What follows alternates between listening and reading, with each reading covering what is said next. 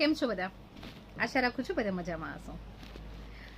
હવે છે ને મને એક વિચાર એવો આવ્યો કે આપણે છે ને ક્યારેક ખોટું ટેન્શન કરતા હોઈએ છીએ કે આ વસ્તુ મને મળવી જોઈતી હતી પણ મળી નથી, હું ખરેખર આ જગ્યા ઉપર હોવી જોઈતી હતી પણ હું ત્યાં નથી, કે ખરેખર મારે આ વસ્તુને હું લાયક હતો કે હું લાયક હતી પણ એ મારી પાસે નથી.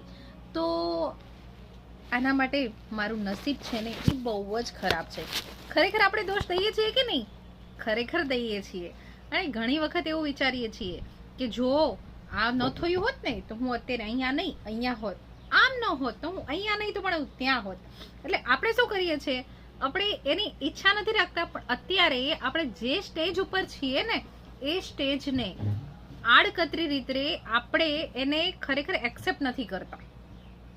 એવું થાય છે કે અત્યારે જે પ્લેસ ઉપર આપણે છીએ ને એને આપણે એક્સેપ્ટ નથી કરવા માંગતા અને આપણે એવું બયા કરીએ છીએ કે આપણે એ વસ્તુથી આપણે હેપી નથી. પણ ખરેખર એવું ન હોય. તમે અને હું એ કોઈ પણ વ્યક્તિ એવા નથી કે જે આપણું પ્લેસ નક્કી કરીએ છીએ.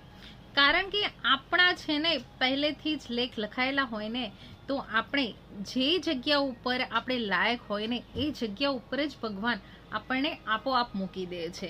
આપણે કરવાનું શું હોય છે? ફક્ત ને ફક્ત એટલું જ હોય છે કે આપણને એક ઈચ્છા શક્તિ ભગવાને દીધી છે. એટલે એ ઈચ્છા શક્તિ આપણે જો જતાવશું અને એ મુજબ જ એ પાથ ઉપર આપણે ચાલશું ને તો ભગવાન આપણી એના ત્યાં સુધી પહોંચાડવા માટે તો આપણને હેલ્પ કરે જ છે. પણ આપણે શું કરીએ છીએ ખબર છે?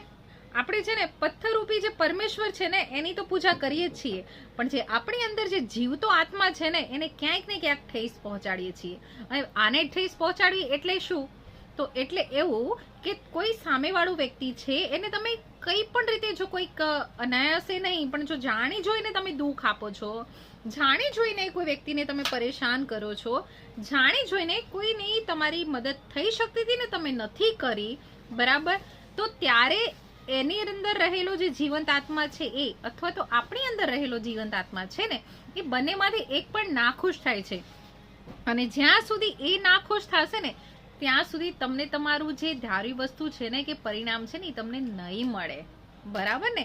તો જો આપણે આપણી જે જગ્યા ઉપર છે કે આપણું કોઈ પણ જે આપણે સ્થાન નક્કી કર્યું હોય કે આપણે જે વસ્તુની ઈચ્છા રાખતા હોય ને, બરાબર, કે આપણો ગમે એટલું કે વધારે પ્રોગ્રેસ ઈચ્છતા હોય ને તો આપણી અંદરનો જે જીવંત જીવાત્મા છે ને એને ક્યારેય દુઃખી નહીં કરવાનો, બરાબર ને? એને કેમ સુખી રાખવું ને એ જ હંમેશા વિચારો. તો એ સુખી રાખવાનું પણ એક કારણ છે કે તમે જ્યારે કોઈ બીજાને હેપી કરશો ને ત્યારે તમારો અંદરનો જે આત્મા છે ને એ ઓટોમેટિકલી ખુશ થઈ જશે. તમે એક છે ને એ જોઈ લેજો કે અથવા તો એક મહેસૂસ કરી લેજો કે એક નાની અમથા કોઈકને હેલ્પ કરી લેજો અને જો એ હેલ્પ કરવાથી તમને એવું લાગે ને કે નહીં મને એક અંદરથી ખુશી મળે છે ત્યારે તમારો જીવાત્મા છે ને એ ખરેખર ખુશ જ થઈ જશે, બરાબર ને?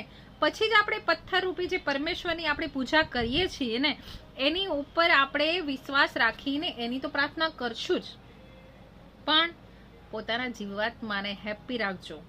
ઠીક છે? બાય.